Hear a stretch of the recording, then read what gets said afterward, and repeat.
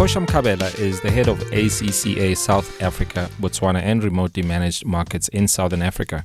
With over 2 decades of C-level experience, she's successfully driven business strategies across various sectors, including training and development, organizational growth, and project management. Her expertise spans strategic planning, stakeholder management, and service delivery, enabling her to expand business opportunities and achieve remarkable revenue growth. Having held key leadership roles at the Automotive Industry Development Centre and the South Africa Property Association, Portia has cultivated a deep understanding of operational excellence and change management. Today, as market head of ACCA Southern Africa, she continues to build strong relationships with stakeholders, driving organizational performance and success. And this is my conversation with her. Sis Portia, how are you doing? I'm good, thank you, KK, and how are you? I'm fine, thank you. I've got a bit of flu, but I'm so excited about having you here. I was in no way was I going to say no or we must reschedule or anything of that nature. So thanks again for being here. We're just going to jump straight in because I know you're busy. So we've got a couple of questions for you that we'd like to ask. And again, this is really on the foundation of this month being Women's Month, and we wanted to feature a few high-profile women who are really making things happen in the business world. And thanks again for being here. So with that said, Sis Portia, you know, with so many years that you have of experience in training and development and really building big businesses as you are leading ACCA, how have you seen the landscape in business changing in as far as training and development is concerned, you know, its ability to evolve and to upskill people so that they can continue to be active and productive in this fast changing world that we are finding ourselves in these days? Thank you so much, KK. I think the training and development space has evolved. And I think the evolution has been around the changes in technology, but also the changes in how human resources specialists need to evolve, right? If you look at where we come from, you know, the time that I was working for Telkom South Africa, that was 1996, 1997, where we were training on a face-to-face. We had to sit down and write, training material. At this point in time, there has been an evolution in terms of how we conduct training. I mean, you conduct training where people are at the comfort of their own home.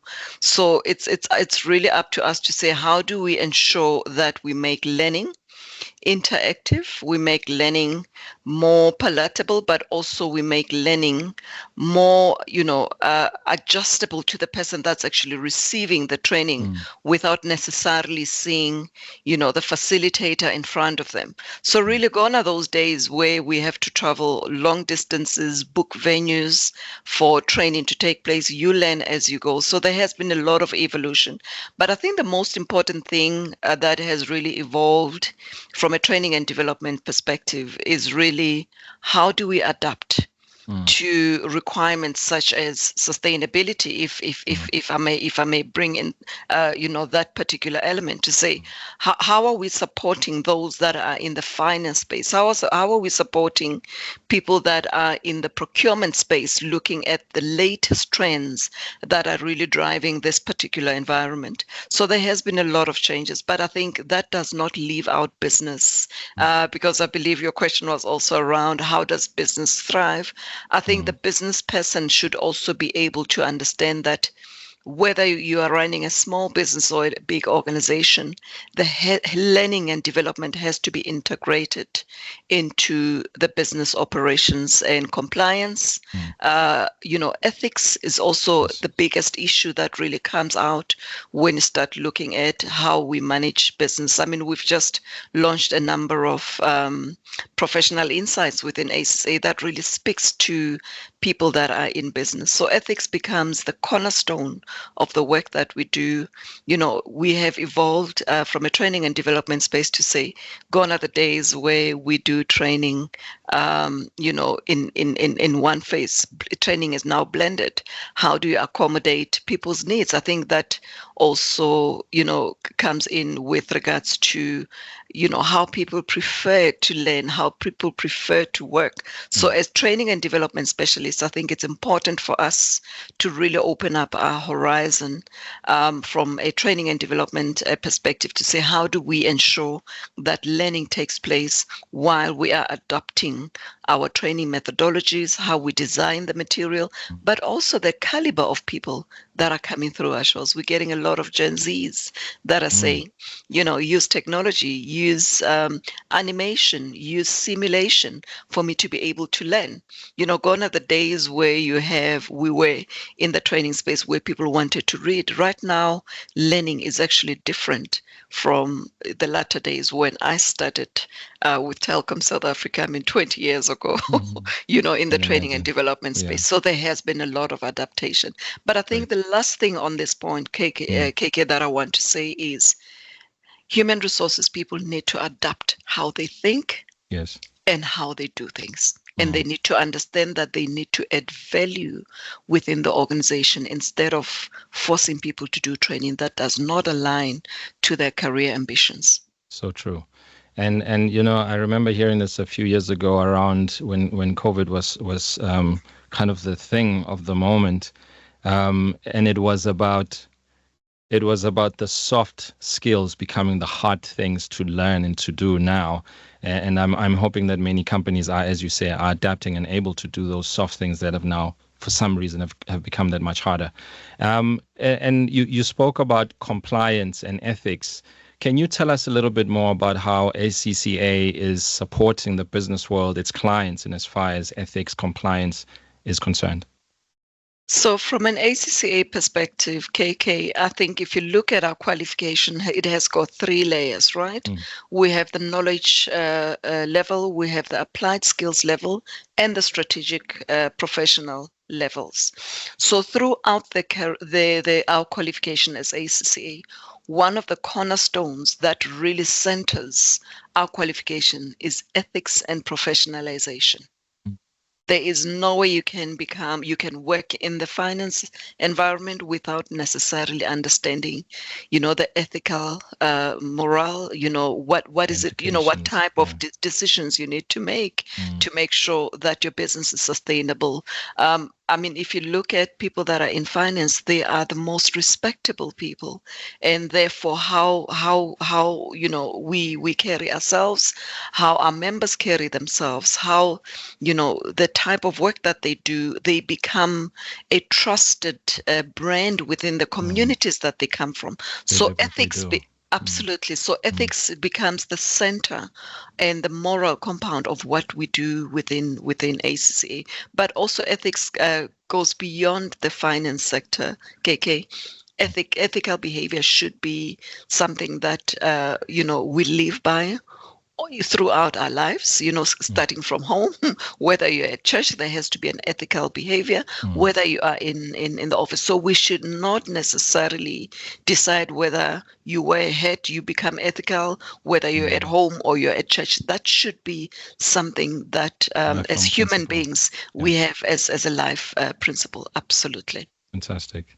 And then with that said, there's obviously quite a lot of projects you've been involved in as far as organizational development is concerned. What are some of the challenges that you faced and as far as this is concerned, and how have you successfully addressed them? People evolve. People's needs change. And I think the most difficult thing is how did we adapt ourselves from an OD perspective? The caliber of employees that I'm employing at the moment, their needs are different, right? Their upskilling requirements are different from the older generation like ourselves, who are nearing the 50s and the 60s. So the most difficult thing is adapting to the change. So we need to adapt from an OD perspective. We need to really listen to what employees require. And I think the most difficult thing as well is mental health, that we are really picking up within the working environment. I mean, there's a lot of things that people are going through. Social media is also one thing that was really quite a challenge from an OD perspective, but we can also look at those things as a challenge, but they can also be, a positive way for us to adapt how we work within the OD perspective. So I think from that aspect, the most difficult thing is to adjust your leadership skills, to adjust the organizational development requirements of those that are coming into, our offices and those that are taking up new roles. So there has to be an adaptation to say we're no longer dealing with we're now dealing with or working with the Generation Z, where their needs are actually quite different from the older generation as well. And I think what's important is to really close the gap to cater for those that have been here and those that are coming in. And I think one last point from my end, KK, with regards to organizational development, is how do you create an environment where there is generational learning from those that are old and those that are coming in? And how do we close that gap to ensure that the new people that are coming into the work environment are also adaptable to be able to learn from those that have been in an organization for quite some time? So it's a generational gap issue, but how you close that gap is what is important. And I think in my journey, I've had to unlearn a lot of things from a leadership perspective. Yeah. Great, thank you. So moving now to more of an individual kind of perspective. It's Women's Month, and I think it would be a crime for us not to talk about the challenges that women face, and of course the opportunities that exist. But without kind of speaking to too many aspects of this conversation, looking back, I mean, I don't know if this answer should be about what should younger women or your younger self, what you would advise her versus what are the things that you actually did, because you've achieved it, right? And so we might as well say, what have you done to achieve this illustrious career versus, if you're looking back and advising your younger self or a young woman out there who's trying to come up the ranks and to achieve, the kind of your accomplishments, what would you say to this person? How would you advise her in terms of actions she would need to take and maybe mindsets that she would need to adopt? Indeed. KK, I think one advice that I would really give to any woman that are actually going through the journey that we go through as women, there's a number of challenges that we go through. One, you are a mother, you are a mentor, you need to raise kids. There's always time that you dedicate to other people. I think one thing is that we need to give ourselves a pat on the shoulder and really look after ourselves. One, from a mental health perspective, it's important that as women, we make time for ourselves. I think that's the first thing. But secondly, allow yourself to fail, right? Beautiful. Because the biggest lesson for us is to learn from our mistakes. But the third thing that I really want to share with women through your podcast, is that you need to stand and be authentic about who you are. At the same time, while you're being authentic, I think it's also important for us, and what made me probably go through the journey that I've gone through to be where I am today, is that we need to really, and not necessarily to women only, but generally, there has to be a level of, respect within a working environment, whether it's a home environment or a working environment. I mean, there is always the people that you're going to be reporting to, right? Yes. So there has to be that level of respect to say, I am going to work with somebody that I'm going to be reporting to. How do I create an environment that makes this person comfortable to be able to work with me, right? Or for me to be able to work with that person. So I think creating that sense of mutual respect, understanding the objectives of the organization to say we're all here to drive a certain objective while you're being firm I think it's also important for us to be who we are and be authentic. Do not try and copy anybody. Be the Portia that you are, right? And when things are tough, I think it's important for me, what really made me, what really assists me in the position that I'm holding, KK, is that instead of you dealing with an issue now, if there's something that is difficult that you need to deal with, take some break, take some time, respond the following day. So in other words, use your emotional maturity capabilities not to look at issues and attack the person, but address the matter in a manner that would still create that relationship, continuous relationship with people that you work with. But that does not mean that we need to be complacent as women. We need to take anything that comes our way. We need to be authentic and stand for what really belongs to us, because I still believe that as a woman, there's a certain role that we play within the work environment, and that is of being a nurturer, of being a sounding board in terms of some of the decisions that needs to be made. So for women out there, the world is your oyster. Do what you can. We have so many capabilities as women, and we can do it. So my advice is be authentic. Create a conducive working environment, but you also need to be able to stand for what you believe is right. Beautiful. Well said. Thank you. Now, as a leader, what are some of the current trends that you are, noticing, especially having put together this insight that I'd like to actually share with our audience, if you don't mind? We can include a link in the show notes for them to download it. As somebody who's been involved in leadership in as many years as you have across different organizations, what are some of the future trends that you are seeing, and how can leaders who are still coming up learn about these things and actually adapt to them? What advice do you have in as far as that's concerned? Sure. I think nobody prepares us, KK, to be leaders, right?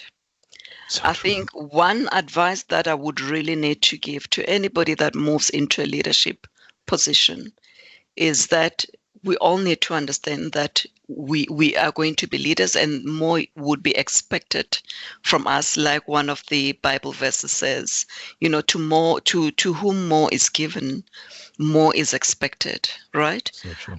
So I believe that we need to understand our role. The leadership role at this point in time is really being questioned in so many ways in terms of, how you carry yourself, how you manage conflict, how you resolve issues. But one thing that I really want to share, KK, is remain who you are. And one of the biggest challenges that I've had to face in my role as a leader is taking decisive decisions, especially when it comes to issues of discipline, issues of dealing with, conflict within the organization. I think we should not forget the fact that we are women, first and foremost, but at the same time, I think our leadership skills need to be adaptable to the fact that we are working with different people from all walks of life. And as you know, that I'm heading Southern Africa in ACCA, we also work with international colleagues. I think the most difficult thing is really to adapt to the different cultures. And the only way you can be able to maneuver through is to really, first and foremost, understand that we are all human beings. We all expect to be respected. And I think for me, that has been one thing that I would say from a leadership perspective. As women, we need to still remain authentic. You need to be able to be receptible. You need to be able to adapt. You need to be able to adjust your way of thinking. And at the same time, KK, I think for us to have a teachable spirit. I think one of the requirements as a leader is for you to accept where you have not done well and really learn from those that you are leading as well. So I think, when we talk about leadership courses, leadership requirements, I think one thing that for me is missing and that I believe it's changing is the caliber of a leader that we need to prepare in the 20th century. That is a leader that is able to adapt to any situation, but yet remaining authentic. Beautiful. Thank you. Now, as we wrap up, just maybe two more questions. One of them has to do with the support of small to medium businesses, which is a big part of our audience, right? What is the ACCA currently doing in as far as supporting SMEs, enterprise and supply development? And maybe if you can share, are you aware of what other companies that you possibly work with that are doing in this space? Thank you so much for that question. It's good that we're having this discussion after we have signed a memorandum of agreement with one of our organizations. They are called McGerald's. They are developing, different concepts to sustain organizations. Take note, not organizations that are doing well, but organizations that are failing, right? And one of the strategies that they are utilizing is to look at sustaining the business before they look at finance for the business. Because sometimes for organizations to survive, it's not about the funding that they receive, but it's about, compliance. It's about understanding the legal requirements. It's about supply chain and how they build relationships with those that they are supplying their products to. Right. And the strategy that they utilize is that 10% of what organizations or SMEs need is funding, but 90% is about business management, business strategies, business acumen that they actually require. So they work quite closely with our ACCA students where they come in and assist those businesses to thrive. So from an ACCA perspective, I think that's one opportunity that I believe quite soon, KK, we will be running an SME support podcast for our SMEs, and not necessarily those that are within the finance sector, but anybody that wants to be an entrepreneur. So you don't have to be in finance, but you need finance to be able to manage and run your business successfully. I think that's one aspect from South Africa perspective. But from an ACCA perspective, we have an SME support service. We've also recently launched a professional insight that looks at the SME economic conditions. And that research really gives us insights in terms of what are some of the challenges that our SMEs are actually facing. And I think one biggest one, KK, that I really just want to share with you is, the bribes that are being paid for people to actually sustain their businesses. And we all know that that is not sustainable. So from an ACCA perspective, I'm happy to share the professional insight with you so that you can post it for your target audience. But on the other hand, I think I want to commit myself to say I'm happy to, collaborate with McGerald's and yourselves and some of the SMEs that you are talking to look at ways and strategies in which we can support them. And I think for me, celebrating Women's Month, I think it will be important for us to start with women-owned businesses and say, what is it that we're going to do for them in this month, which is my birth month, by the way, August.